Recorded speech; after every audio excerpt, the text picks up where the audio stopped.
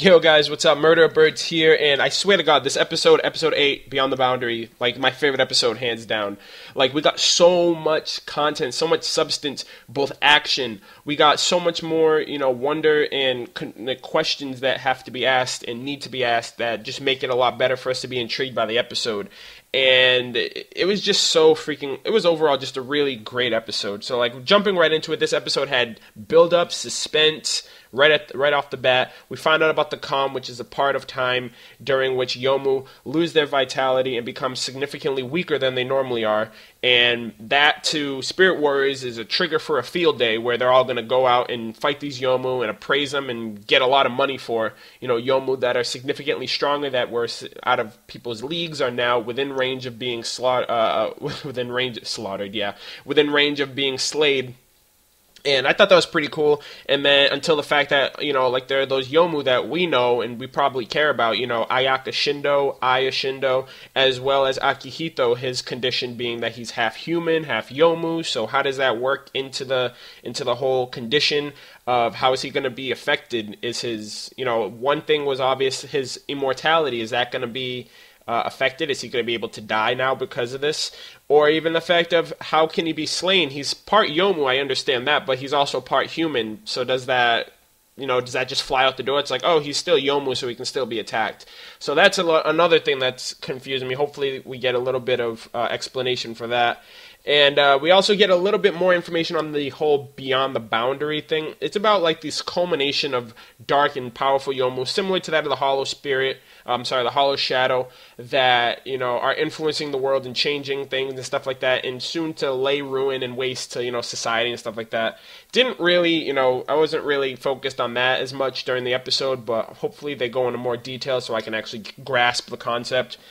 But throughout this episode, the main two focuses that I had were the two particular characters, Izumi and Miroku. These two characters have been shown up in previous episodes, and just by their action, by the way they act, by the way they express themselves, and, their motives, and the way that, they just look really, really sketchy. They really look really, really foul and really false in terms of what they're trying to portray.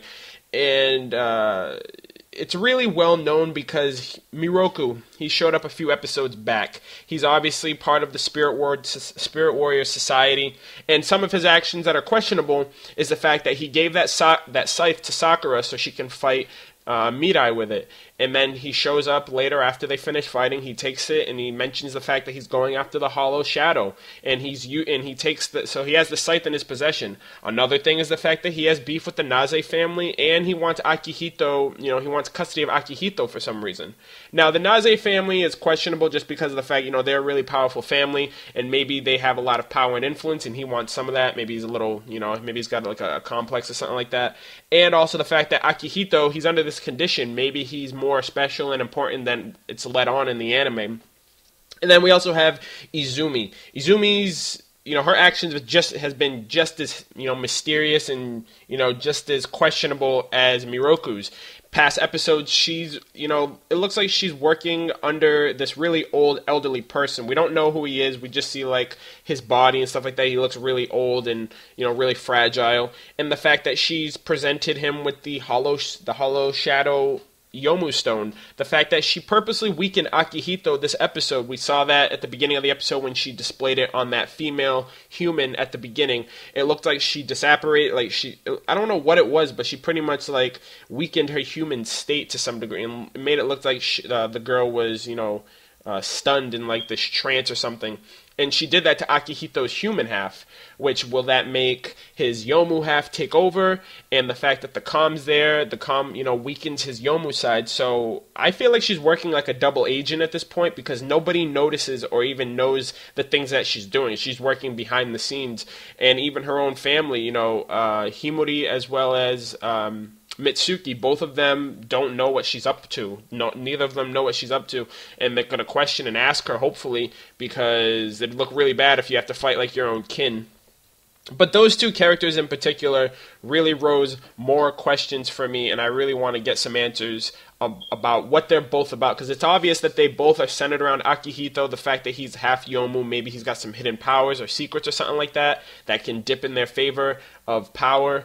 I don't really know all that much, but like I want to find out more, and this episode just did it for me. The build-up and suspense for the next episode was literally over the top. Not to mention the action. We got so much good action in this episode.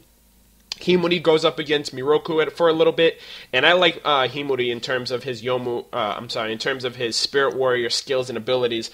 And then Ayaka Shindo transforms into like her Yomu spirit, into like her true Yomu form, and I thought that was awesome, dude. I was like, what the heck? I didn't know that they can transform, to that, that scale of Yomu. And then on top of that, she was already powerful enough even under the time of the Calm. So I thought that was pretty cool. Izumi shows up right there, so maybe we're going to get some more explanation amongst them two.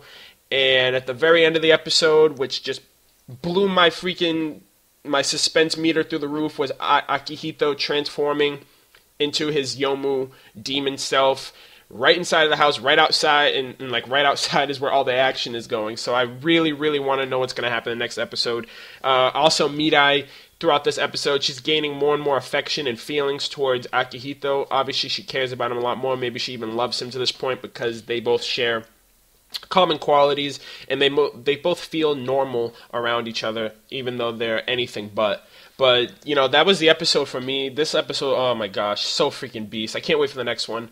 But let me know what you guys thought in the comments down below. If you guys did enjoy this video, also be sure to like and subscribe to my channel if you haven't already. For anything beyond the boundary, I will catch you guys next week for episode 9. Thanks a lot, guys. Peace.